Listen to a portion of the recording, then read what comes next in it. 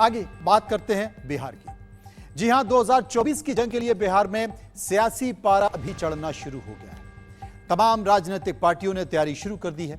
BJP जहां अपने 9 साल के कार्यकाल की उपलब्धियों के साथ जनता के बीच जाने की तैयारी कर रही है, वहीं दूसरी तरफ कांग्रेस समेत तमाम विपक्षी पार्टियां बीजेपी के खिलाफ मोर्चा बनाने में जुटी हुई हैं। नीतीश कुमार लगातार विपक्ष के नेताओं से मिल रहे हैं और अब 12 जून को पटना के बापू सभागार में 18 विपक्षी दलों के नेताओं का जमावड़ा भी लगने वाला है। इस मौके पर विपक्षी दल एकजुटता दिखाते हुए केंद्र की सत्ता से बीजेपी को बाहर करने की रणनीति पर विचार विमर्श करेंगे। विपक्ष की इस बैठक को लेकर अब सियासत गर्मा रही है। आपको यह भी बता दें कि विपक्ष लगातार सरकार पर हमले कर रहा है, जन सरोकार की योजनाओं को लेकर हमले कर रहा है।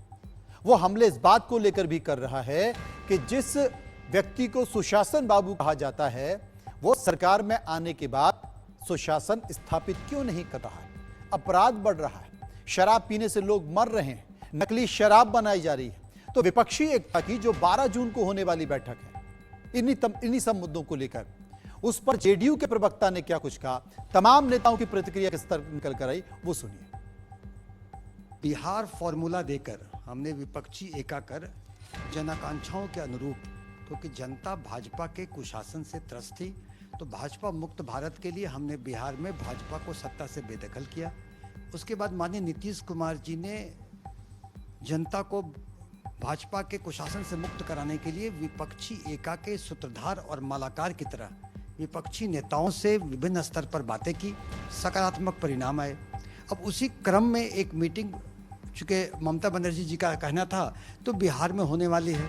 माननीय नीतीश कुमार जी उस विपक्षी एका के सूत्रधार और मालाकार, खुद उन्होंने कहा कि वो प्रधानमंत्री पद के दावेदार नहीं हैं। लेकिन उसी क्रम में 12 को पटना में महागठबंधन के विपक्षी नेताओं का जुटान होगा और जुटान में कैसे भाजपा को सत्ता से बेदखल करना है, इसका शंखनाद होगा। 12 जून को बिहार में विपक्षी एकता को लेकर बैठक होगी। इस पर बात करने के लिए हमारे साथ जेडीयू के मुख्य प्रवक्ता नीरज कुमार हैं। सर, आप लोग की बैठक हो रही है, बीजेपी के भी कद्दावर नेता प्रधानमंत्री भी आएंगे इसी महीने में बिहार। माननीय मुख्यमंत्री नीतीश कुमार जी जो विपक्ष की आवाज हैं और महागठबंधन के शीर्ष नेताओं के सकारात्मक पहल पर, वैसे दौर में जब प्रकृति में हीट वेव चल रहा हो, तो 12 जून की जो बैठक है जिसमें कांग्रेस सहित वामपंथी दल एवं विभिन्न राजनीतिक दलों के जो प्रतिनिधि बैठक में भाग लेंगे, वह राजनीतिक हीट वेव होगा जिसमें 2024 में कमल मुरझा जाएगा। साझा रणनीति और मूल मुद्दा देश से इस हिंदू मंदिर को तोड़ने वाली हुकूमत को अपदस्थ करना है। हिंदुओं के साथ जो दुर्व्यवहार कर रहा है उसको राजनीतिक सजा देना है। तो स्वाभाविक राजनीतिक हिट वेव चलेगा और इसमें विभिन्न राजनीतिक दल भाग लेंगे, जिसमें क्षेत्रीय दल, राष्ट्रीय दल सहित तमाम राजनीतिक दल होंगे। अब मुद्दा एक ही है, 2024 में इस उन्मादी हुकूमत को हटाना। केजरीवाल और कांग्रेस, राहुल गांधी एक मंच पे आएंगे क्या? साल इस बात का है कि 2024 में लोकसभा चुनाव लड़ना है। ये तमाम मुद्दे भारतीय जनता पार्टी के द्वारा प्रचारित किए जाते हैं। मूल परेशानी भाजपा की यह है कि भाजपा को लक्ष्य मात्र 40 सीट में ही सत्ता से बाहर हो जाते हैं, लेकिन हमारा बृहत्तर लक्ष्य है कि केरल से लेकर करके इनको उत्तर पूर्व के राज्य तक इनकी घेराबंदी कर दें। और घेराबंदी का, जिसे बिहार में 2015 में हमने इनको परास्त किया था, तो बिहार मॉडल अगर प्रभावी हुआ, अधिकाधिक दल जुटे, तो भाजपा को ये 56 इंच का सीना पुनः मुस्को भवा गुजरात की ओर। तो बिहार काफी अहम होने जा रहा है जून के महीने में। बिल्कुल, ये भाई बिहार की धरती को अपमानित कर रहा है। सम्राट अशोक हमारे वैभव थे, हमारे गौरव थे, और जिस ढंग से प्रतीक चिन्ह के प्रति इन लोगों ने राजनीतिक दुर्व्यवहार किया है, आदरणीय नरेंद्र मोदी जी ने जो सम्राट अशोक की परंपरा का अपमान किया है, उनको जो अपमानित करने वाला उसको पद्मश्री दे रहे हैं। अब तो प्रतीक चिन्ह का भी जो असर है उसको वह भी घटता हुआ नजर आ रहा है। जो विपक्षी दलों की बैठक हो रही है उस पर कांग्रेस के प्रवक्ता राजेश राणे ने कुछ कहा, एक बार वो भी सुन लीजिए। 12 जून को विपक्षी एकता को मजबूत करने के लिए तमाम विपक्षी पार्टियों की जो है एक बैठक होने वाली है और इस पर बात करने के लिए हमारे साथ कांग्रेस के प्रवक्ता राजेश राठौर हैं। सर, 12 जून को बैठक हो रही है, तमाम देश के जो जनता है वो सरकार के खिलाफ गोलबंद और एकजुट हो चुका है। अब विपक्ष के तमाम नेता या अधिकांश नेता की सहमति व्याप्त हो चुकी है और 12 तारीख को संभावित जो विपक्षी एकता की बैठक है उसमें तमाम विपक्षी दलों के शीर्ष नेतृत्व अवश्य उसमें राहुल गांधी भी आएंगे। मैंने क्या कहा कि सभी विपक्षी दलों के शीर्ष नेतृत्व उसमें अवश्य होंगे।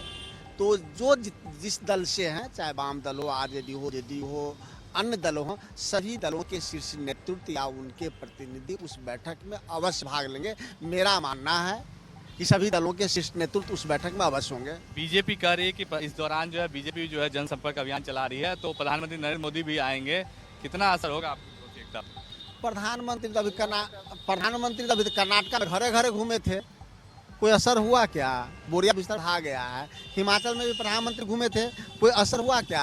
बोरिया बिस्तर बढ़ा गया। प्रधानमंत्री के मुंह से अब शब्द निकलता है 2 करोड़ रोजगार, प्रधानमंत्री के मुंह से शब्द निकलता है सबको पक्का मकान, प्रधानमंत्री के मुंह से शब्द निकलता है महंगाई, प्रधानमंत्री के मुंह से शब्द निकलता है भ्रष्टाचार नहीं निकल सकता है। तो प्रधानमंत्री जी किस मुंह से जनता के पास जाएंगे? वहीं विपक्षी दलों की बैठक पर नेता प्रतिपक्ष और बीजेपी नेता विजय सिन्हा ने भी तंज कसा है। उन्होंने क्या कहा, एक बार ये भी सुन लीजिए। 12 जून को विपक्षी एकता को लेकर पटना में बैठक होने वाली है। इस पर बात करने के लिए हमारे साथ नेता प्रतिपक्ष विजय सिन्हा है। सर, 12 जून को बैठक हो रही है, तमाम विपक्षी पार्टियां एक मंच पे आ रही है। विपक्षी पार्टी की बैठक नहीं है, भ्रष्टाचारियों की जामत की बैठक है।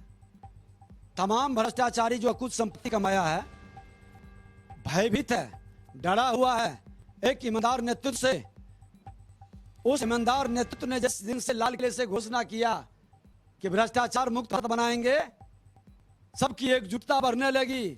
डर कर अपने सिद्धांत को छोड़ दिया, जिसके विरुद्ध जनादेश लेके आया, उस कांग्रेस के गोद में बैठकर एक साथ बचने का प्रयास कर रहा है। लेकिन गलती कर बैठा। जिस धरती पर बैठक करने जा रहा है, यह धरती लोकनायक जयप्रकाश नारायण की धरती है, यह लोकतंत्र की धरती है, जहां से आह्वान हुआ था जाति विहीन समाज, भ्रष्टाचार मुक्त राष्ट्र, कांग्रेस मुक्त राष्ट्र का। और वही 12 तारीख आपातकाल लगा था, उसी 12 तारीख को बैठक है। इन आपातकाल लगाने वाले लोगों को, इन भ्रष्टाचारियों को इस राष्ट्र से मुक्त करने का आह्वान और जन आंदोलन शुरू होगा। आप लोग का भी महासंपर्क अभियान चल रहा है, प्रधानमंत्री भी आएंगे क्या? हमने तो आमंत्रित किया है। राष्ट्रवाद को मजबूती प्रदान करने वाले, सबका साथ सबका विकास का भाव लेके चलने वाले सबका स्वागत, अभिनंदन। और प्रधानमंत्री जी जब आएंगे तो तमाम बिहार के लोग का मनोबल ही नहीं बढ़ेगा, लोकतंत्र को ताकत मिलेगी और यह लोकतंत्र की हवा देश के अंदर भी जाएगी। 2024 को लेकर अब एक तरह से कहेंगे बिहार से ही 12 को विपक्षी एकता की बैठक भी हो रही है, आप लोग कर रहे हैं, प्रधानमंत्री आएंगे, तो कितना अहम हो जाएगा बिहार आने वाले? बिहार की धरती को अपवित्र नहीं होने देंगे।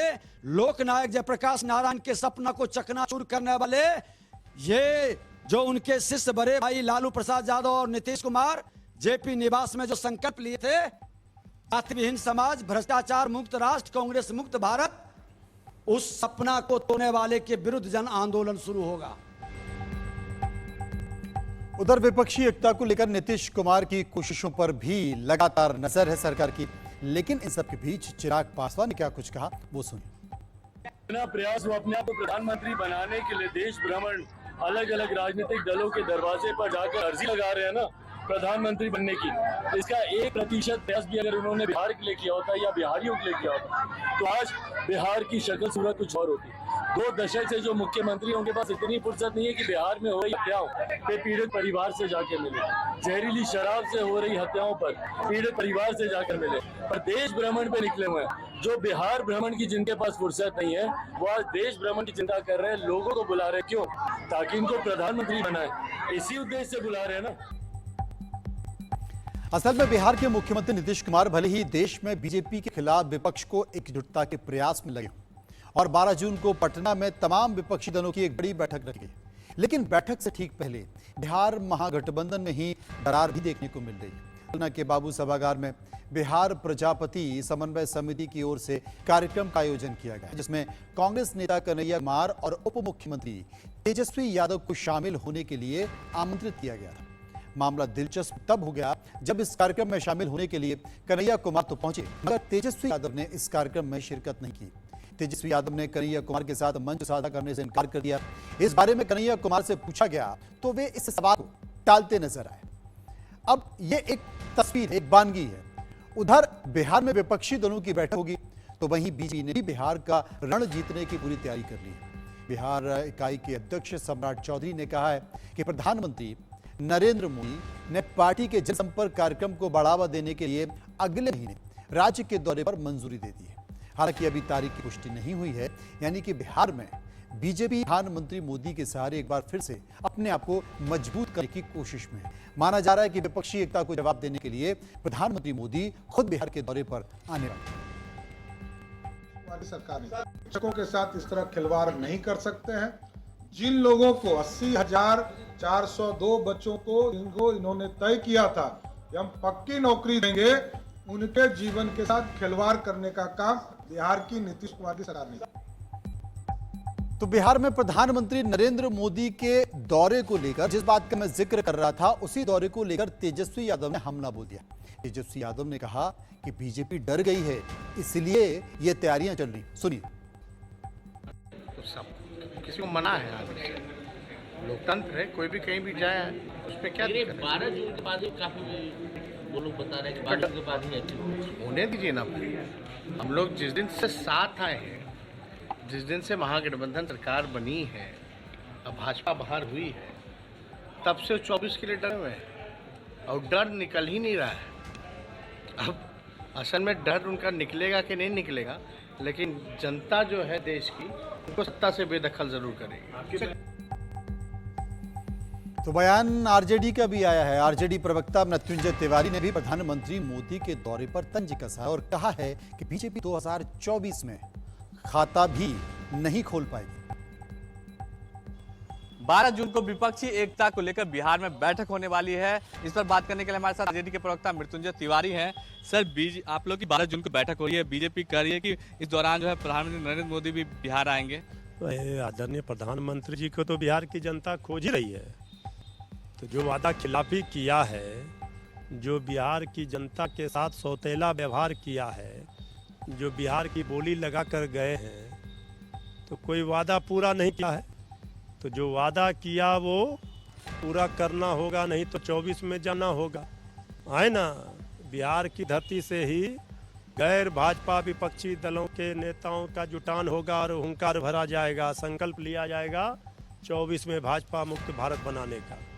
तो लड़ाई तो साफ है, अब देखना है किसमें कितना दम है। 2024 की जो शुरुआत कहें एक तरह से जो है आप लोग की बैठक के साथ भी होगी और बीजेपी भी इसके लिए काउंटर तैयारी कर रही है, तो प्रधानमंत्री का आने का कितना असर होगा? क्या असर होगा? हम तो कह रहे हैं कि 32 हेलीकॉप्टर लेकर आए थे 2020 में, राष्ट्रीय जनता दल सबसे बड़े दल के रूप में। उस समय आदरणीय नीतीश कुमार जी थे बीजेपी के साथ, अब तो आदरणीय नीतीश कुमार जी हैं हम लोगों के साथ महागठबंधन में। अब बीजेपी का कहाँ आता पता, अब कुछ नहीं होने वाला है। बीजेपी लाख कुछ जोर लगा ले, चाहे जितना जोर लगा ले, भाजपा बिहार में खाता नहीं खोल पाएगी।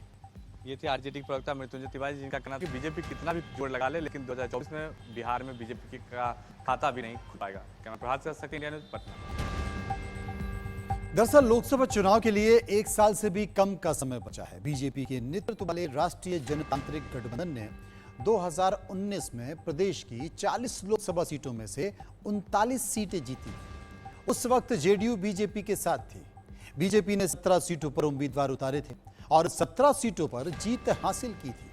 बीजेपी को 23.58% वोट मिले थे। जेडीयू ने 16 सीटों पर जीत हासिल की थी और उसे 21.75% वोट मिले थे। वहीं लोक जनशक्ति पार्टी ने 6 सीटों पर जीत हासिल की थी, उसे 7.88% मत मिले थे। एक सीट कांग्रेस को मिली थी, उसका वोट परसेंटेज था 7.70%। वहीं आरजेडी का खाता भी नहीं खुला था, लेकिन आरजेडी ने 15.36% वोट हासिल किए थे। इस बार बिहार की सियासत पूरी तरह से अलग है। जेडीयू और महागठबंधन के साथ नीतीश कुमार न केवल बिहार बल्कि पूरे देश में विपक्षी एकता को मजबूत करने में जुटे हुए हैं। लिहाजा बीजेपी के लिए अब चुनौती बढ़ गई है और इसी चुनौती को देखते हुए देश के प्रधानमंत्री नरेंद्र मोदी का बिहार में जल्द ही दौरा लगने वाला है।